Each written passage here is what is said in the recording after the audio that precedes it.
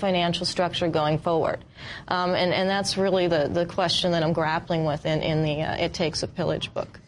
Rob Johnson, hasn't the FDIC been nationalizing banks at, the rate of 2 a week recently, yes, as they take over banks, restructure them, and then sell them back to private industry? They do. And auto companies and airlines and venture capital firms are restructured all the time. The FDIC does this as a matter of course. What is incumbent upon the FDIC is to exercise a clause in a 1991 law called prompt corrective action. What that means is when the bank is starting to fail and passes through zero, you're supposed to stop them quickly before they lose lots of money. When a bank has negative net worth, the incentives that Nomi spoke of become very perverse because they know they're in negative territory. Any losses aren't theirs anymore. They throw the long ball in the end zone like it's 4th down to try to score a touchdown and recover.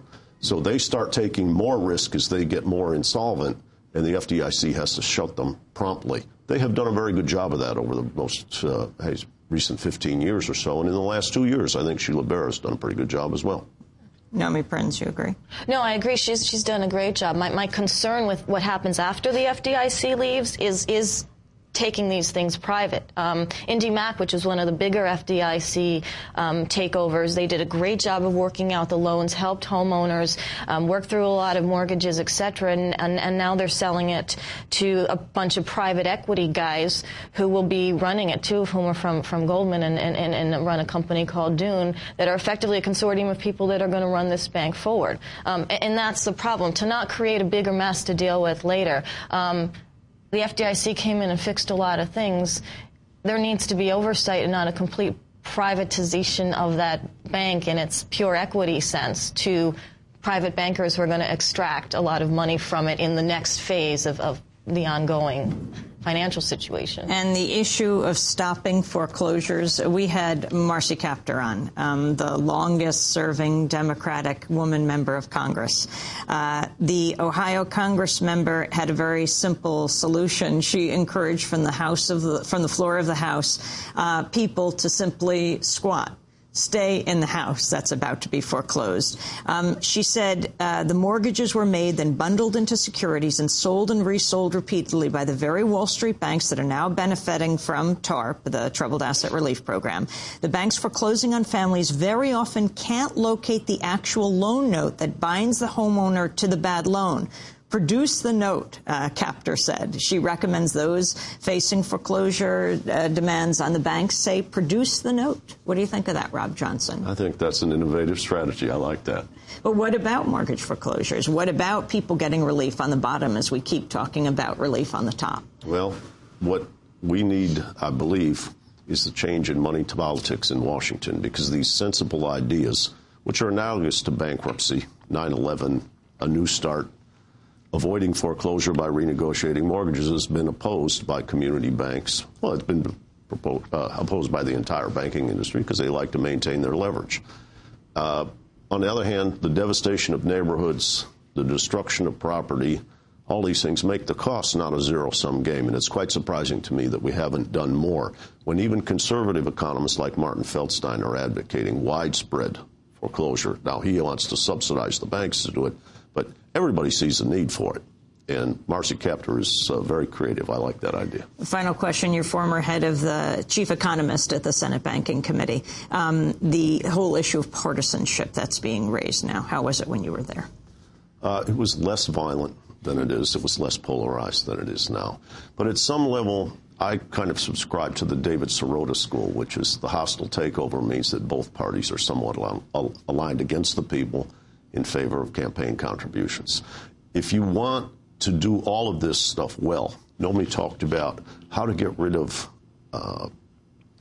problems with the disposition of assets, how to monitor the FDIC. We need a vision of proper regulatory reform that we're going to sell these institutions or their pieces into. And in order to get that, we need to take money out of politics so the bankers and investment bankers don't make the rules of their own game. And that's done how? And how is that done? That's a difficult question. But I think it's probably, as Bill Grider says, the magic bullet is outrage, public outrage, and demanding change.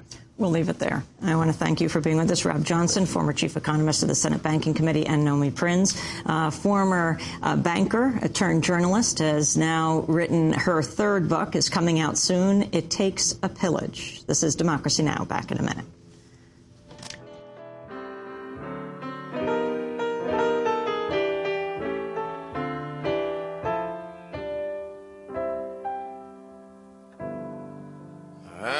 Don't mind working, 'cause I used to be jerking off most of my time in the bars.